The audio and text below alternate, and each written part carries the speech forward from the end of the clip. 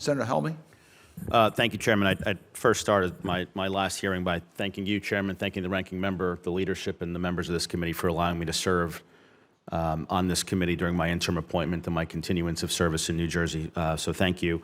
And I would also echo my colleagues and witnesses in thanking the Chairman for his courage and boldness on this specific issue. But a point of personal privilege is as a individual whose family comes from an area of the world where literally the work of Ben Cardin has been essential to life, health, prosperity of families from the area that my parents came from.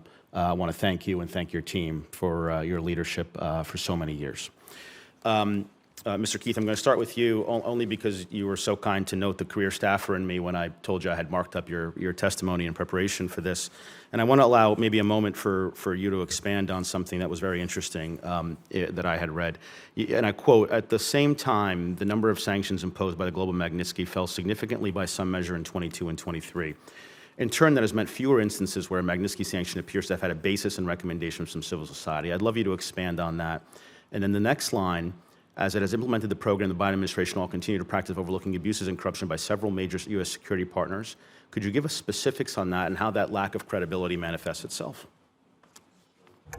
Thanks, Senator Helmy.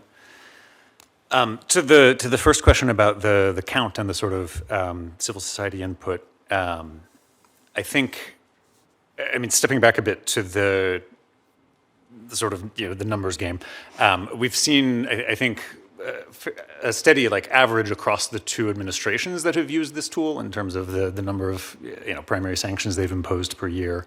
But I think we've seen peaks and valleys during that time as well. And I think during previous valleys in a year where the program wasn't used very much, Congress responded in part by legislating an appropriations boost specifically targeted at Treasury and state to increase capacity to investigate cases and put together evidentiary packages. And so I think the existence of that boost is what made the drop-off in Magnitsky sanctions in 22 and 23 concerning. I think this is not purely a numbers game. We're not just looking for quantity as opposed to quality, but obviously if there's less action happening during the program, then that's, I think, it follows from that the program is going to be less responsive to input from Congress. It's going to be less responsive to good input and recommendations from civil society groups who have documented abuse and corruption where sanctions might be impactful.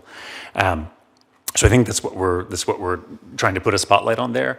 And so far, the second half of this year has been more, I would say, productive in the global Magnitsky program than the first half had been. So I think 2024 is looking likely to have more targets acted on than in the two previous years. To the extent that that's important, we think that's encouraging.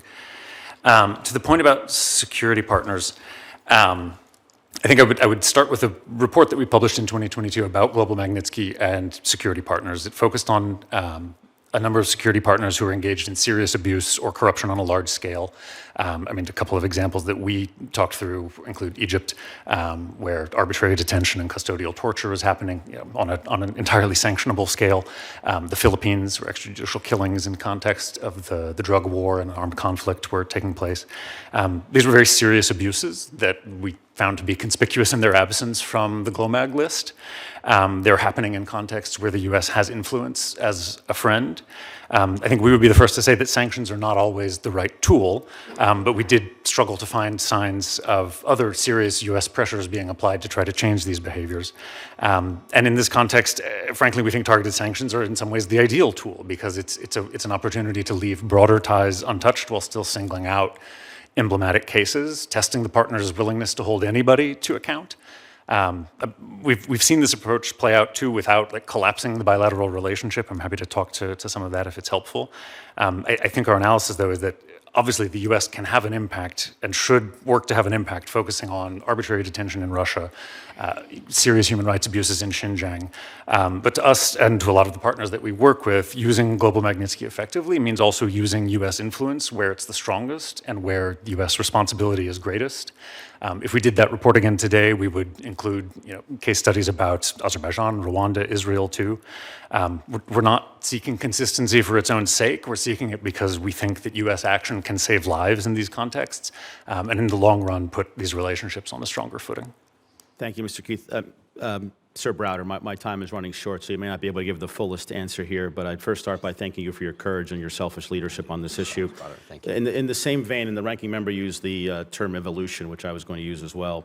Your testimony, you start off talking about people being able to use family members to bypass some of the illicit wealth here. Then you go on to say, in this vein, the real problem is the enablers, law firms, et cetera. Can you explain to the committee how that manifests itself, and in terms of evolution, how you see sort of the global legislative community pursuing that? Sure, I don't have much time, but just to give you an example, one of the people who was central to the whole Magnitsky case was a organized criminal named Dmitry Kluyev. Dmitry Kluyev was well known as being one of the masterminds of this crime that affected Sergei Magnitsky fatally. He knew he was going to be sanctioned eventually, and so he passed off his assets to his wife and to two sort of friends, trustees. Since we knew that and we had evidence of that, and we took it to the U.S. Treasury Department, and they just weren't interested. Why were they not interested? I think it's just a purely a sort of resource priority issue. They want to go after the big fish, not necessarily the little fish, where and I think that needs to change, not just in this case, but in all these cases. Of course, you also have bankers that are involved in this stuff. There was just recently, today, in the UK, the National Crime Agency of the UK found a group of 70 people involved in helping people like Russia Today, who are sanctioned, and other people bypass sanctions with cryptocurrencies. I think there's a lot of work that needs to be done on that area as well. I don't want to go too long because my time is well up here. Thank you, Mr. Browder. Thank you, Chairman. I promise that's the last time I go over my time. We've had